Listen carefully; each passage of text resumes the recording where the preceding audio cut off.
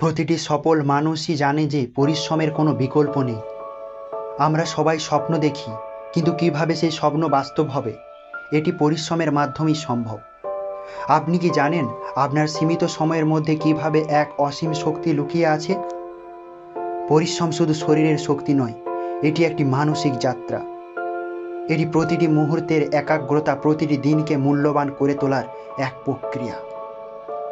যেমন Michael Jordan একবার বলেছিলেন, আমি 900 শট মিস করেছি, আমি 260টি খেলায় হেরেছি, আমি বারবার ব্যর্থ হয়েছি, কিন্তু আমি কখনোই হাল ছাড়িনি।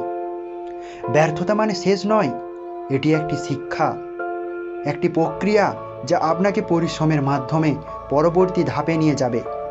আপনি যদি এখনই পরিশ্রম করতে না চান, আপনি ভবিষ্যতে পরবর্তী 5 বছরের জন্য আফসোস করবেন।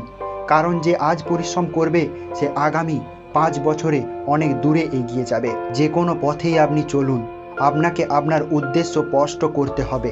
আত্মবিশ্বাস এবং উদ্দেশ্য থাকা প্রয়োজন। যদি আপনার উদ্দেশ্য পরিষ্কার থাকে, তবে পরিশ্রম তার নিকটতম সঙ্গী হয়ে যাবে। যেমন একজন কৃষক তার মাটি চাষে, একজন উদ্যোক্তা তার ব্যবসার প্রতি পদক্ষেপের পরিশ্রমের মাধ্যমে সফলতার বীজ বুনে যায়।